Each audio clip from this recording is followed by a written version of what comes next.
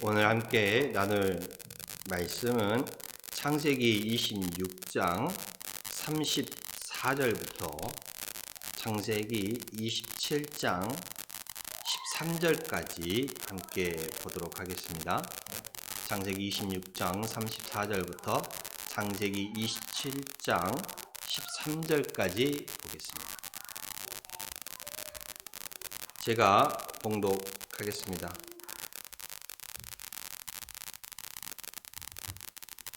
에서가 40세에 헷 족속 부에리의 딸 유딕과 헷 족속 엘론의 딸 바스맛을 아내로 맞이하였더니 그들이 이삭과 리브가의 마음에 근심이 되었더라.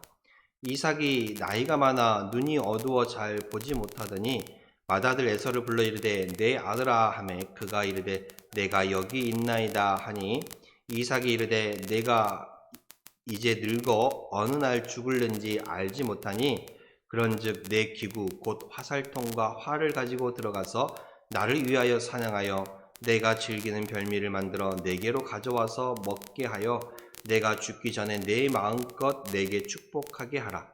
이삭이 그의 아들 에서에게 말할 때에 리브가가 들었더니 에서가 사냥하여 오려고 들으러 나가매 리브가가 그의 아들 야곱에게 말하여 이르되 내 아버지가 내 형 에서에게 말씀하시는 것을 내가 들으니 이르기를 나를 위하여 사냥하여 가져다가 별미를 만들어 내가 먹게 하여 죽기 전에 여호와 앞에서 내게 축복하게 하라 하셨으니 그런즉 내 아들아 내 말을 따라 내가 내게 명하는 대로 염소떼에 가서 거기서 좋은 염소 새끼 2마리를 내게로 가져오면 내가 그것을 내 아버지를 위하여 그가 즐기시는 별미를 만들리니 내가 그것을 내 아버지께 가져다 드려서 그가 죽기 전에 내게 축복하기 위하여 잡수시게 하라. 야곱이 그 어머니 리브가에게 이르되 내 형 에서는 털이 많은 사람이요 나는 매끈매끈한 사람인즉 내 아버지께서 나를 만지실진데 내가 아버지의 눈을 속이는 자로 보일지라 복은 고사하고 저주를 받을까 하나이다. 어머니가 그에게 이르되 내 아들아 너의 저주는 내게로 돌리리니 내 말만 따르고 가서 가져오라. 아멘. 오늘 우리가 함께 보신 말씀의 등장인물은 4명입니다. 저번에도 함께 나누었던 말씀이 있는데 그렇죠? 이삭과 리브가, 이삭은 아버지고 리브가는 엄마입니다. 그리고 그 쌍둥이 아들 형 에서와 동생 야곱입니다. 야곱은요, 동생이었던 야곱은 어머니 뱃속에서 태어날 때부터 이 쌍둥이 형이었던 이 에서의 뒤 발꿈치를 잡고 나왔습니다. 그러니까 자기가 먼저 나오려고 형 나가지 못하게 그 발꿈치를 잡았다라는 것이지요. 그리고 야곱은 언제나 이 장자의 축복을, 첫째의 축복을 받고 싶었어요. 그래서 태어날 때도 이 형보다 앞서 나가려고 형의 발꿈치를 잡았다고 말씀을 드렸잖아요. 그리고 야곱은 형 에서에게 팥죽 한 그릇을 통해 이 형에게 장자의 명분을 사오기도 했습니다. 그리고 오늘은 이 형 에서를 대신하여 아버지가 빌어주시는 복, 그 축복을 하나님의 복을 대신 받고자 하는 것입니다. 이러한 행동을 보면 야곱이 속이는 자 또는 사기꾼이라고 말할 수도 있습니다. 그러나 이 요셉은요, 물론 그런 면이 없지 않다라고 할 수는 없지요. 그러나 이 야곱은 욕심이 많은 사람이었어요. 근데 그 욕심이 어떤 욕심이냐면 어떤 재물에 대한 욕심이 아니라 이 장자에 대한 그 욕심, 그리고 이 하나님의 복에 대한 그 욕심을 가지고 싶었던 거예요. 그러면 이 장자가 가지는 그 복이 무엇이길래, 그 장자가 가지는 특권이 무엇이길래 그토록 둘째였던 야곱이 앞서 첫째가 되려고 하는 그 장자의 축복을 받으려고 했을까? 이 고대 근동 사회에서는 장자를 중시하는 문화였고 장자가 가지는 특권이 많았습니다. 먼저 이 장자에게는 이 가문의 족보를 이어가는 특권이 있죠. 장자를 통해서 그 가문의 대를 족보를 이어갑니다. 그리고 이 당시 장자는 이 가문의 재산을 다른 형제들보다 2배나 더 받을 수 있는 특권이 있었습니다. 또한 그 가문의 장자는 또 이 가문을 축복하는 축복의 권세가 있었어요. 그러니까 이 아버지 이삭이 그 아들들을 축복하는 것처럼 그 다음 때의 아들들에게 또 축복을 해줄 수 있는 그런 축복권이 장자에게 있었다라는 것입니다. 그리고 장자에는 가족을 대표하는 이 제사권이 또 있었지요. 그래서 장자로 태어났다라는 것은 그만큼의 책임감의 무게도 있었다라는 것이요. 책임감의 무게도 있었지만 또 그만큼의 복된 자리였습니다. 그래서 야곱은 이 태어날 때부터 이 장자가 되고자 노력을 했고 심지어 복중의 태중에서부터 서로 이렇게 싸우기도 하고 또 태어날 때 자기가 먼저 태어나려고 먼저 나가던 형의 발꿈치를 잡기도 하고 그게 안 되니까 팥죽 한 그릇에 형한테 형의 장자권을 나에게 팔라라고 얘기도 하고 이제 아버지가 돌아가시기 전에 그 장자의 축복을 첫째인 형 에서에게 주려고 하자 그 축복을 자기가 대신 가로채려고 하기도 합니다. 오늘 이 말씀이 바로 그에 대한 말씀이지요. 형의 장자권, 이 장자권을 가로채는 행위는 장자권을 뺏는 행위는 그 당시에 가장 악한 행위임을 알면서도 이 어머니의 말씀대로 이 형을 대신해서 아버지가 빌어주시는 그 하나님의 복을 받기를 원했다는 것이죠. 이 야곱은 그만큼 이 장자에 대한 그 갈망이 있었고 이 장자의 축복에 대한 갈망이 있었고 또 하나님의 복에 대한 갈망이 있었다라는 것입니다. 오늘 제가 여러분들에게 말씀드리고 싶은 것은 이 야곱이라는 인물에 대해서 말씀드릴 것이 아니라 그 야곱의 엄마였던 리브가에 대해서 말씀을 한번 드려보고자 합니다. 창세기 25장 26절에 보면요. 아버지였던 이삭은 첫째인 에서를 사랑하고 어머니였던 리브가는 둘째였던 야곱을 사랑했다라고 성경은 말하고 있습니다. 그러면 이 엄마는 리브가는 아빠가 첫째를 사랑하니까 자신이 둘째를 사랑하는 것일까요? 그리고 이 둘째를 너무 사랑한 나머지 첫째가 받아야 할 그 축복을 아버지를 속이고 형을 속여서 이 동생이 그 축복을 가져올 수 있도록 그 축복을 빼앗아 올 수 있도록 이 아들을 부추긴 것일까요? 어쩌면 이 둘째를 너무 사랑하기에 나오는 자식 편애일까? 또 그렇게 비춰질 수도 있는 부분이지요. 그런데 이 리브가에게 엄마에게 있어서는 첫째도 자기가 배 아파서 낳은 아들이었고 둘째도 자기가 배 아파서 낳은 아들이었습니다. 근데 왜 유독 이 리브가는 야곱에 대해서 그만치 신경을 더 썼던 것일까? 이 리브가에 대해서 한번 또 우리가 생각을 해봅시다. 이 리브가는 이삭의 아내이지요. 그러면 그 남편이었던 이삭은 어떤 사람입니까? 이삭은 그의 아버지였던 아브라 때에 하나님의 음성을 받아 이 모리아산에서 하나님께 번제로 바쳐질 아들이었습니다. 그러니까 하나님께 드려질 번제의 제물이었던 사람이 바로 이 이삭이었던 것이지요. 하나님께 드려지는 번제의 제물이라는 것은 그 하나님의 번제는 이 누구의 소유라는 거라면 하나님의 소유라는 것, 하나님의 뜻이라는 것, 즉 하나님께 구별된 삶을 살아가야 한다라는 것입니다. 그래서 이 하나님께 드려지는 번제물이 된 이 이삭은 하나님의 소유였고 하나님의 것이었고 이 세상과는 구별된 삶을 살아가야 하는 존재였습니다. 였습니다. 그래서 그 당시 아버지였던 이삭의 아버지였던 아브라함은 이 가나안 땅의 여인들과 이방 여인들과 이 아들 이삭을 혼인시키고 싶지 않았어요. 그래서 그 아들 이삭을 그 혼인을 위해서 자신의 부족이었던 자신의 가족이었던 셈의 후손을 또 받아들이기 위해서 자기의 종을 보내지요. 그래서 이 엘리에셀이라는 그 종을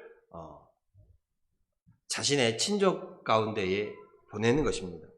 그래서 아브라함의 종이었던 이 엘리에셀이 아브라함의 명령을 따라서 내 고향 내 족속에게로 가서 내 아들 이삭을 위하여 아내를 택하라라는 그 명령을 받고 이삭의 아내를 구하러 가게 되는 것이지요. 그래서 이 하나님의 뜻에 따라 하나님의 인도하심에 따라 맞아들인 사람이 바로 누구였냐면 이 리브가라는 여인이었어요. 이삭이. 그렇죠. 그러니까 리브가에게 있어서 이삭은 연애를 해서 만났던 사람도 아니고 그 이삭이 뭐 단순히 재물에 혹해서 이삭에게 시집가겠다라고 했던 것도 아니었다라는 것이지요. 그 아브라함이 보냈던 엘리에셀이라는 그 종과 만나는 그 만남의 그 과정들이 하나님의 뜻이었고 하나님의 인도하심이었다라는 것을 깨달은 이 니브가는 이 엘리에셀을 따라서 이 이삭이라는 사람에게 시집을 가기로 결심을 한 것이지요. 그래서 니브가를 만나게 되었고 니브가를 다시 이삭에게로 데려가려고 해요.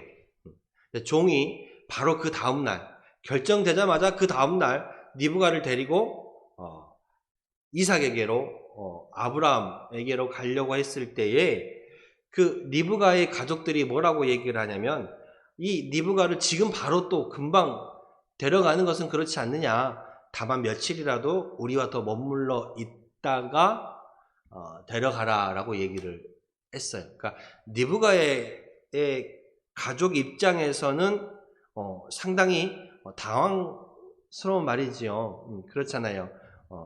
하나님의 뜻에 따라 인도하심에 따라 이곳 가운데로 오게 된 것을 알게 된 니브가의 가족들은 이것이 하나님의 뜻임을 알고 거기에 순종해서 니브가를 시집 보내기로 그쪽으로 보내기로 결심은 했어요.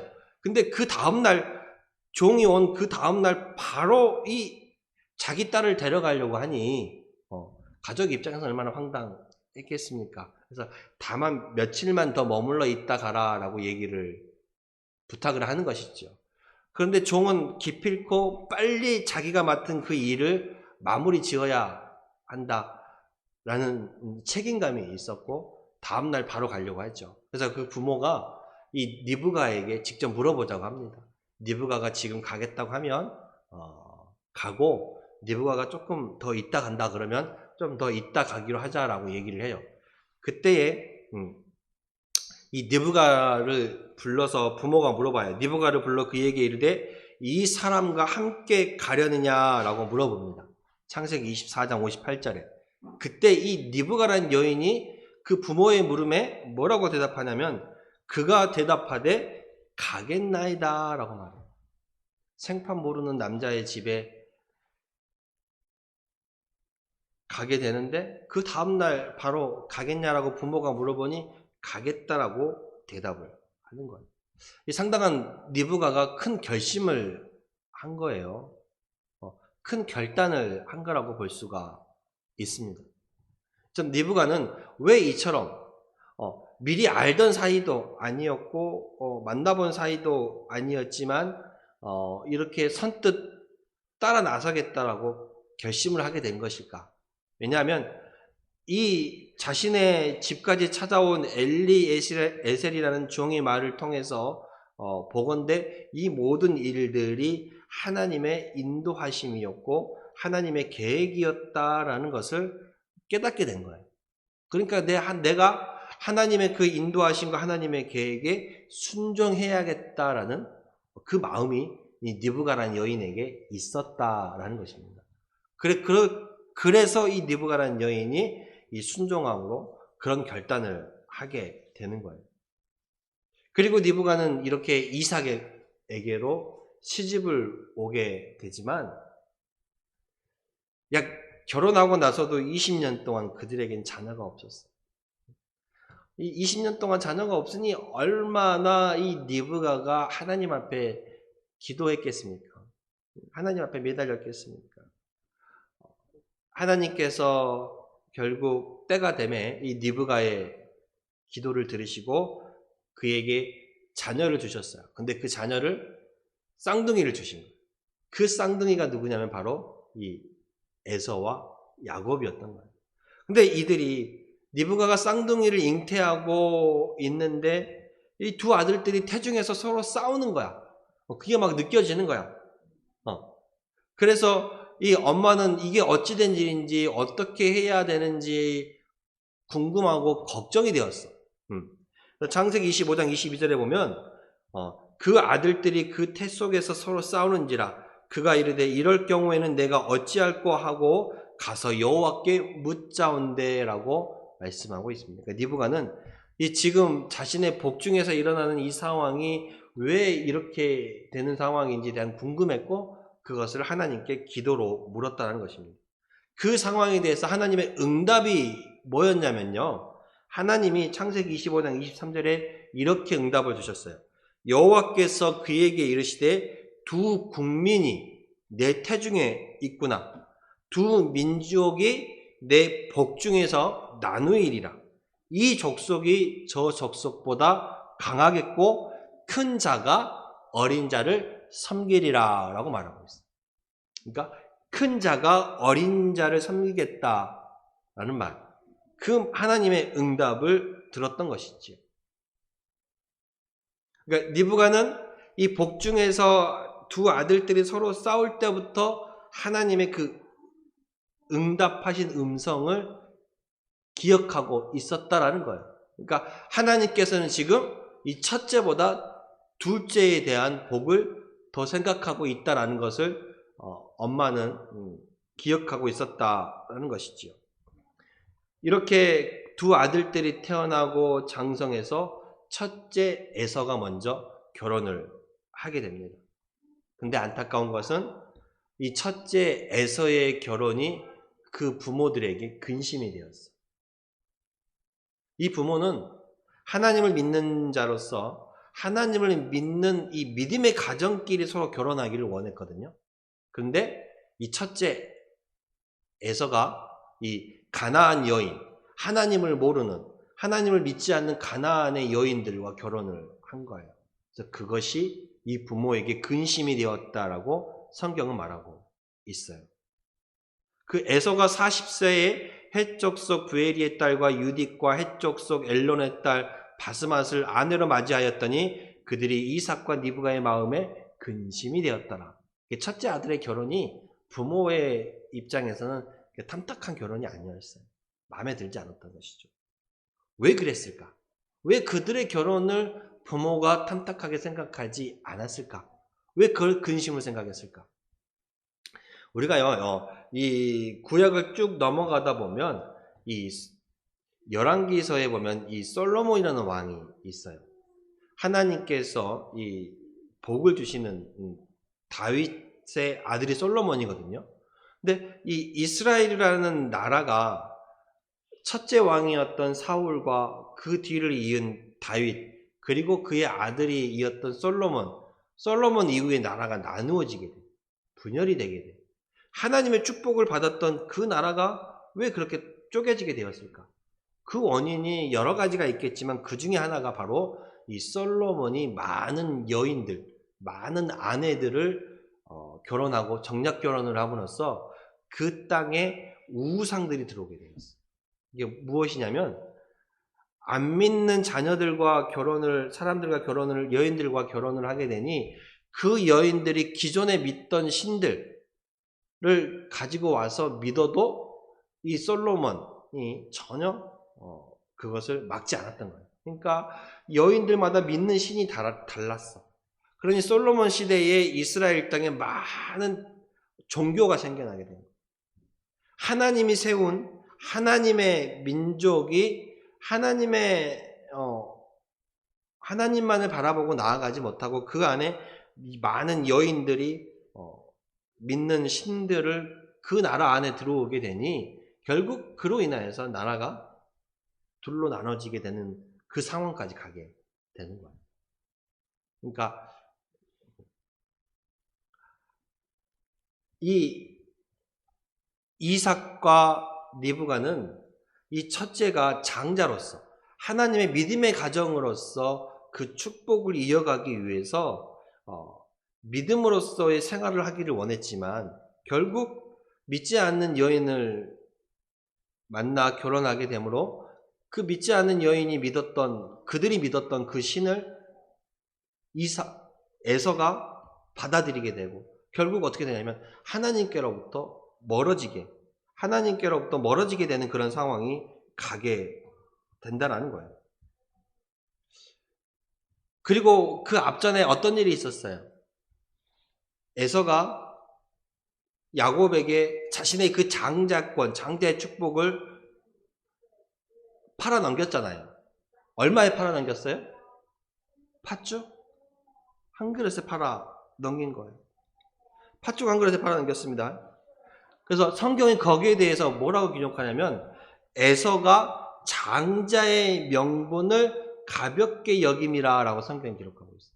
그러니까 이 첫째 아들 에서가 이 장자의 축복, 장자의 그 명분을 무겁게 생각하지 않고 그냥 당연하게 받는 것처럼 너무 가볍게 여겼다는 거예요. 근데 반면에 둘째였던 야곱은 그것을 마지못해 사모하며 갖고 싶어하는 갈망이 있었어. 근데 첫째는 오히려 그것을 너무 가볍게 여겨버리는 거야. 동생이 팥죽 한 그릇 주고 형 그 장자의 명분 나에게 팔아 그러니까 그래 너 가져라. 이렇게 그냥 너무 가볍게 장자의 명분을 동생한테 넘기는 그런 행위가 된 거예요. 그러니까 이러한 첫째의 모습을 볼 때에 장자의 명분, 즉 하나님 가문의 장자로서 하나님을 믿는 자로서의 가정의 장자로서 그 믿음의 축복을 가볍게 여기니까 결혼도 믿지 않는 사람들과 당연히 하게 되는 거예요. 그러니 어떻게 돼요? 에서가 점점 하나님으로부터 멀어지는 삶을 살 수밖에 없는 거예요. 그러니까 한 가정 안에 서로가 같이 믿으면 그나마 좀 괜찮은데 지금 우리 시대에도 아내가 믿고 남편이 안 믿고 남편이 믿고 아내가 안 믿으면요 그 가정의 이 믿음 생활 때문에 서로 이렇게 다툼이 되는 경우가 많아요. 그렇잖아요? 그러니까 이 부모로서는 그것이 너무 안타까웠던 거야. 믿음의 대를 이어가야 할 그 장자가 이 믿음의 장자로서의 그 장자권에 대해서 너무 가볍게 생각했던 거야. 그래서 그 장자권도 팥죽 한 그릇에 동생에 넘겨버리지. 그러니까 그리고 결혼도 믿지 않는 여인과 결혼함으로 부모의 마음에 근심을 주었지. 그러니까 어머니가 가만히 보기에 이 첫째가 믿음의 대를 이어가는 그 모습이 너무나도 안 보였던 거야.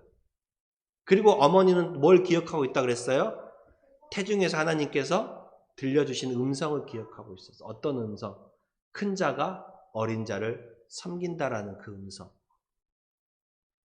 근데 아버지는 그럼에도 불구하고 그래도 첫째니까 첫째에게 이 장자의 축복을 주려고 해요. 그래서 자신이 눈이 어두워져 이제 내가 죽을 때가 가까워진다라고 생각한 아버지가 첫째 맏아들 에서를 불러서 네가 사냥을 해서 나를 위해 음식을 만들어 오면 내가 그것을 먹고 너에게 축복해 주겠다라고 얘기를 하는 거예요. 그러니까 마지막 유언을 하겠다라는 거예요. 장대 축복을 하겠다라는 거예요. 그 얘기를 누가 듣게 돼? 엄마인 리브가가 듣게 됩니다. 엄마는 복중에 있을 때부터 들려주신 하나님의 음성을 기억하고 있었어요. 그래서 엄마 입장에서 근 40년이 넘는 그 시간 동안 바라본 첫째 아들은 믿음의 대를 이어갈 만한 아들이 아니었다고 판단이 된 거야. 그리고 그 하나님의 음성에 따라 역시 믿음의 대는 둘째가 이어야겠다라는 생각이 있었던 것 같아. 그러니까 아버지는 그럼에도 불구하고 첫째인 에서의 잘못된 행동에도 불구하고 그래도 첫째니까 에서에게 축복을 주려고 하지만 그 말을 엄마인 리브가가 듣고 둘째인 야곱을 따로 불러요. 불러서 형의 축복을 네가 대신 받아라.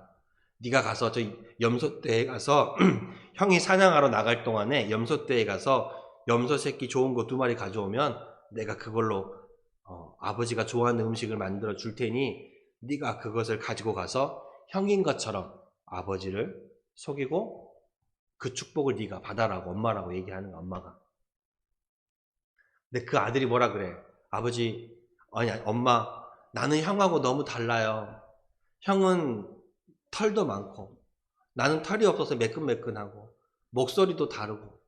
근데 내가 아버지 앞에 형이라고 아버지를 속여서 들어갔다가 축복받으려고 들어갔다가 오히려 축복은 고사하고 아버지한테 역정 내에서 오히려 저주나 받지 않으면 다행이라고 얘기를 해. 그때 이 엄마가 뭐라고 얘기를 한지 아십니까? 엄마가 내 아들아, 너의 저주는 내게로 돌리리니 내 말만 따르고 가서 가져오라라고.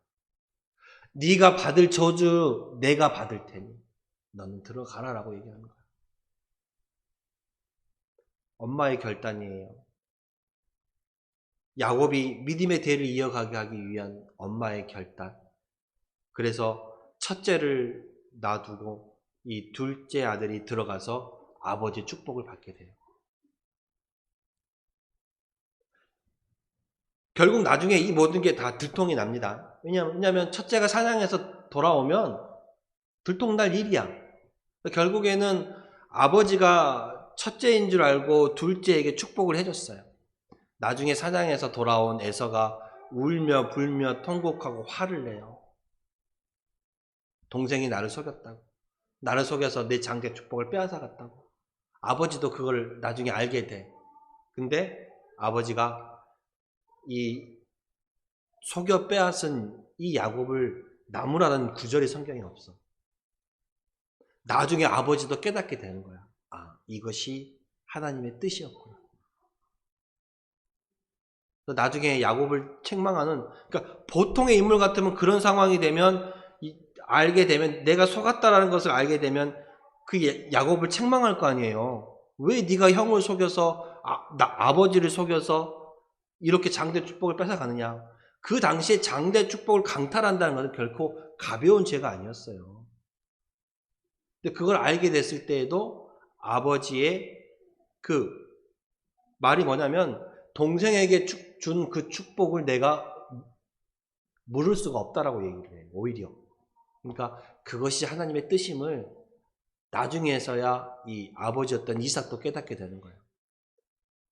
큰 자가 어린 자를 섬기게 된다라는 그 하나님의 음성을 어쩌면 아버지였던 이삭은 잊고 있을지 몰라도 어머니였던 리브가는 기억하고 있었던 거예요. 그리고 세월이 흘러 첫째인 에서를 바라보아도 도저히 저 에서가 믿음의 대를 이어갈 만한 그 모습이 안 보이는 거예요. 그래서 엄마는 결단을 하게 되는 거예요. 첫째가 아닌 둘째에게 이 믿음의 유산, 믿음의 축복을 이어줘야겠다. 그러면서 아들에게 말하잖아요. 아들아, 네가 혹 저주를 받게 된다면 너의 저주는 내가 받을 것이니 너는 가서 하나님의 축복을 받으라라고 얘기합니다.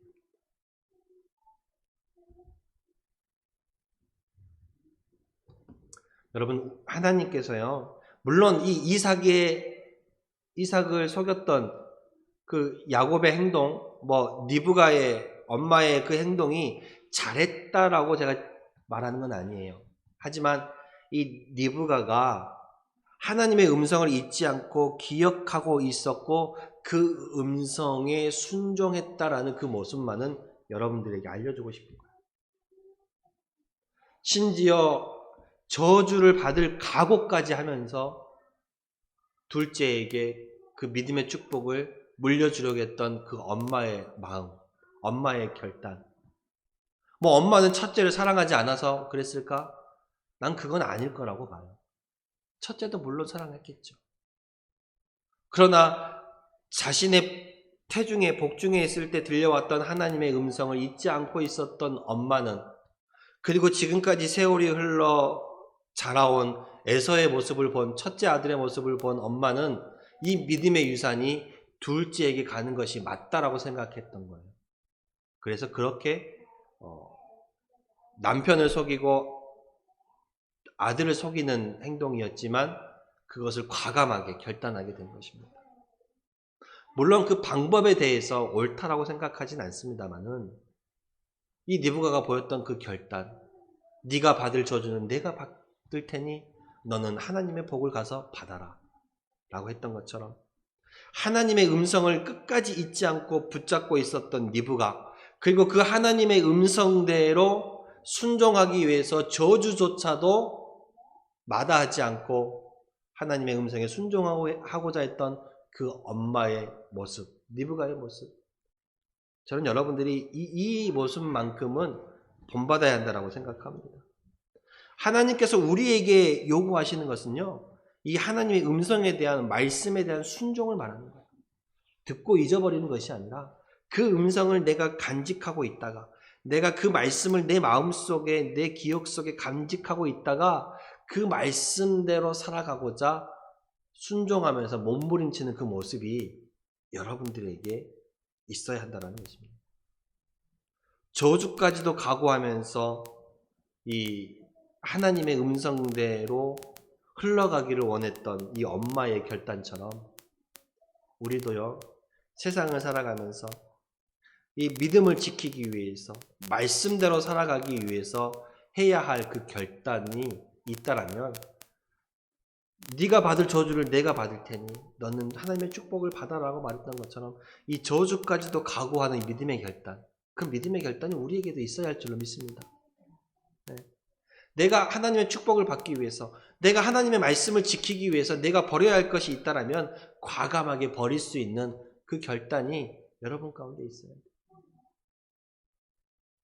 물에 술 탄 듯 술에 물 탄 듯 이도 아니고 저도 아니고 그러한 모습이 아니라 믿음으로 살아가고자 결단했다면 그 하나님의 말씀을 내 심령 가운데 새겨서 그 말씀대로 살아가려는 몸부림, 그 결단이 있으시기를 바랍니다. 그래야 그 말씀이 우리 가운데 나타나는 거예요. 결국 그 어머니의 결단으로 인해서 어떻게 됐어요? 야곱이 하나님의 믿음의 유산을 이어가게 되고 믿음의 족보를 그 둘째였던 야곱이 이어가게 되는 거예요. 이 이후에 형에 대한 이야기는 이제 사라지고 누구에 대한 이야기로 그 믿음의 족보가 이어져요? 둘째인 야곱에게 이어지는 거예요. 누구의 결단을 통해서? 엄마의 결단을 통해서. 신앙을 위해서라면, 믿음을 위해서라면 분명한 결단을 할 수 있는 우리 어머니가 되기도 해야 되고, 또 하나님의 말씀에 순종하기 위해서는 과감하게 버릴 건 버리고 끊을 건 끊을 수 있는 그 결단이 여러분들에게 있어지길 소망합니다. 기도하겠습니다. 하나님,